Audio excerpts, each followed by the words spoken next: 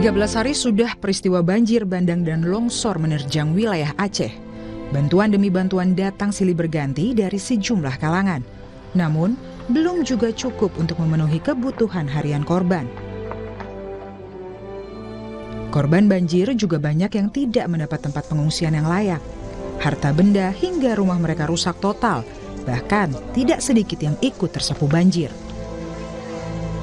Korban bencana di Aceh Tamiang sangat membutuhkan bantuan untuk kebutuhan bertahan sehari-hari. Mereka pun meminta adanya perhatian penuh, baik dari pemerintah daerah maupun pemerintah pusat. Kebutuhan kayaknya sembako aja. Sembako sama evakuasi lah kan, biar cepat turun kami. Evakuasi biar cepat turun. Pemerintah juga ke depannya agar menindaklanjuti untuk mengatasi banjir. Bukan hanya untuk sekedar banjir datang bantuan, bukan itu. Tapi untuk mengatasi, bagaimana caranya supaya itu jangan banjir. Dan untuk hari ini kami yang sudah jadi korban, untuk perhatian penuh kepada kami, itu harapan kami. Gubernur Aceh Muzakir Manaf menyatakan keprihatinan yang mendalam kepada seluruh korban yang masih terisolasi. Ia mengkhawatirkan korban yang meninggal dunia karena kelaparan. Seperti di Aceh Utara, Aceh Tamiang, Aceh Timur, hingga Aceh Tengah. Kondisi pengungsi sendiri Bapak tinjau dalam beberapa hari terakhir nih Pak, gimana? Ya, membimbangkan. Ada bukan mati banjir, mati kelaparan. Kondisinya begitu memprihatinkan Pak? Seperti itu.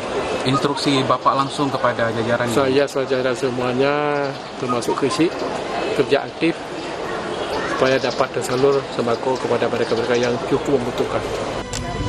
Selain harus menghadapi hari-hari dengan kelaparan, kini korban bencana juga banyak yang telah diserang penyakit. Mereka berharap adanya percepatan pembukaan akses ke wilayah terisolasi agar segala bentuk bantuan dan pertolongan medis dapat terdistribusi dengan baik. Tim Liputan, Kompas TV.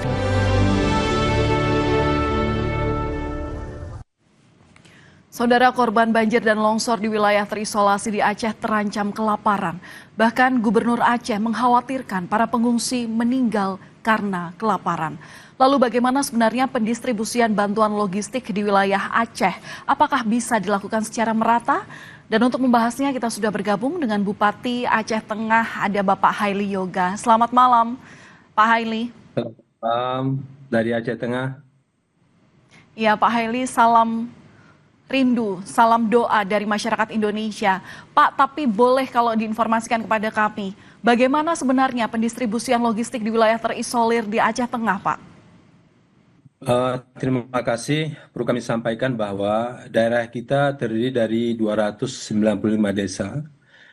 Itu ada 14 kecamatan. Dari 295 desa itu, hari ini desa yang terisolir berjumlah 97 desa. Ada 6 kecamatan yang terisolir. Nah, pendistribusiannya harus melalui udara. Kalau melalui darat itu sulit sekali ditempuh karena ada badan jalannya yang longsor dan juga longsor dari ketinggiannya juga ada di Aceh Tengah. Nah, kemudian perlu kami sampaikan bahwa daerah kita hari ini jaringan listrik putus, jaringan telekomunikasi putus. Kemudian jalan ke-55 yang jalan darat yang selalu kita tempuh ini juga semuanya putus.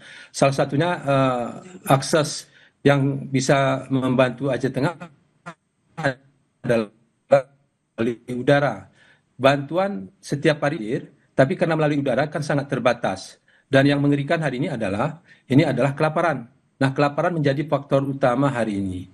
Yang sebelumnya kami masih memikirkan yang terimbas, mungkin dia banjir, longsor masyarakatnya, itu sudah kita bantu. Tapi hari ini, yang hari ke-13, ini masyarakat yang tidak korban juga sudah mulai terdampak, yaitu jumlah penduduknya hampir 250.000 jiwa. Beras yang tersedia hari ini sudah habis, tinggal 11 ton lagi. Dibagikan 250.000 jiwa, ini tidak cukup. Nah, 2 hari yang lalu, ini kami bagikan rata ke semua penduduk. Dapatnya satu orang itu 1,2 kilogram dan ada sebagian 1,8 kilogram. Dan kebetulan hari ini ada ibu-ibu yang langsung terdampak dari Kampung Toweran, Desa Toweran, Kecamatan Lut Tawar. Mungkin Ibu bisa ceritakan tentang beras atau apapun keadaan hari ini, Bu, sedikit. Terima kasih. Terima kasih untuk Mbak Palen. Assalamualaikum warahmatullahi wabarakatuh, Mbak Palen. Waalaikumsalam, Ibu. Ya, saya warga dari Kecamatan Lut Tawar, Kecamatan Lut Tawar, di mana di desa kami ada 4 desa yang kena musibah, yaitu di mana tempat tersebut adalah tempat rekreasi pariwisata yang sekarang hancur, luluh lantah, tidak bisa lagi diakses untuk apapun. Dan untuk lampu, penerangan tidak ada, air bersih tidak ada. Sama sekali belum pernah menyala ya, Bu ya? Tidak, sama sekali tidak pernah. Kami hanya menggunakan penerangan yaitu melalui alat manual saja seadanya, Mbak Palen. Dan untuk yang paling sekarang ini adalah bagian sembako, yang mana bupati kami yang ada di samping kanan saya, Bapak Hairi Yoga, Bupati dari Aceh Tengah, beliau memberikan bantuan beras kepada kami hanya terbatas, yaitu sekitar 1,5 liter per kakak, Pak Palen. Untuk berapa hari Ibu itu? 1,5 liter itu untuk berapa hari? Hari ini, kemarin dan hari ini, Mbak Palen. Oke. Kemarin dan hari ini, itu per kakaknya. Untuk selanjutnya ke depan, kami tidak tahu apakah kami terus seperti ini atau bagaimana. Saya sebagai masyarakat daripada Kabupaten seluruh Aceh Tengah mewakili, kami mengharapkan bantuan ini kepada Bapak Prabowo Subianto yang terhormat untuk segera memberikan bantuan kepada kami, yaitu yang paling kami perlukan adalah sembako, Mbak Palen. Baik Ibu. Pak Haili, ini dengan keluhan warga Anda, saya ingin memastikan berarti untuk stok yang ada di gudang itu kosong sama sekali, sudah tidak ada Pak. Untuk besok bagaimana cadangannya? Ada 11 ton lagi, 11 ton lagi. Diprediksi itu cukup sampai kapan, Pak? Cukup lagi. Tapi bantuan terus ada. Tadi juga hadir 10 ton. Berarti sudah ada 11 ton lebih cadangan. Dan besok datang lagi. Nah, kalau ini kita bagi tidak cukup. Jadi saya menyampaikan apa yang ada dimasak terus. Mama ada kentang, ada ubi, pisang. Tidak apa-apa, itu juga seperti dulu, seperti itu. Nggak boleh cengeng, kita harus kuat. Ini ujian daripada Allah Subhanahu. Oke, Pak Haili, ini saya mau mengkonfirmasi, saya mau memastikan kepada Pak Haili, ada cadangan beras 11 ton di gudang Aceh Tengah, begitu, 11 ton ini diprediksi bisa cukup untuk berapa hari, Pak? Nggak ada, setengah hari pun nggak ada, setengah makan pun nggak ada. Karena 11 ton biasanya per hari itu 60 ton untuk semua masyarakat. Kalau hari ini 11 ton kan tidak cukup. Nah, jadi tapi tetap semangat karena saya lihat Bapak Presiden dan kementerian terkait selalu memberikan, karena keterbatasan pangan yang diterbangkan lewat udara kan terbatas. Tapi setiap hari ada, baik obat-obatan, baik kebutuhan yang lain. Ini kan cuma karena keterbatasan. Maka harapan kita hari ini adalah bagaimana akses jalan darat ini yang harus segera disiapkan. Kalau ini tidak disiapkan maka ini pasti kelaparan karena tidak cukup. Barangnya ada, berasnya ada, di Bero, di Aceh Utara ada barang, tapi tidak bisa masuk ke Aceh Tengah. Seperti itu, Mbak. Oke. Kalau upaya dari pemerintah daerah sendiri seperti apa, Pak? Koordinasi dengan Pak Gubernur seperti apa? Kami dengan intent dengan Pak Gubernur, dia juga tadi juga ada hampir 3 heli melalui udara dikirim juga. Pak Gubernur juga selalu berkomunikasi dengan kementerian, apalagi Bulog, ini hebat. Bulog luar biasa, terima kasih. Kepala Bappenas juga hebat membantu. Tadi juga kami buat permohonan untuk masyarakat, ini diberikan hampir 780 ton untuk Aceh Tengah. Ini tentu kan sudah cukup, tapi mengirimnya yang harus perharinya bertahap. Ini sudah diberikan kepada kami. Ini Bappenas terima kasih, karena semuanya sudah diberikan, tapi hanya bertahap perharinya seperti itu. Begitu Mbak Palen. Baik, berarti kami konfirmasi bahwa setiap harinya itu selalu ada distribusi bantuan ya Pak? Selalu ada heli yang membawa bantuan ke tempat Bapak ya? Ya, ada, selalu ada. Nah, hari ini sudah disiapkan khusus heli di bandara kita, di Bandara Rembele, di Kabupaten Bandar Meriah tetangga. Ini setiap hari sudah ada heli, karena tadi juga ada 3 titik yang terisolasi juga dikirim di Aceh Tengah. Ya, baik. Harapannya hal yang terjadi di Aceh Tengah ini juga terjadi secara merata, terutama di seluruh provinsi Aceh. Pak, tadi Presiden itu juga berjanji kalau listrik di Aceh ini akan menyala 100% pada malam hari ini. Bagaimana kondisinya di sana sekarang? Mati total seluruh kecamatan atau bagaimana Pak di Aceh Tengah sendiri? Total, semuanya mati. Dah, barusan bahkan kami via video call dengan Bapak Presiden, barusan video call dengan Bapak Presiden, langsung disambut.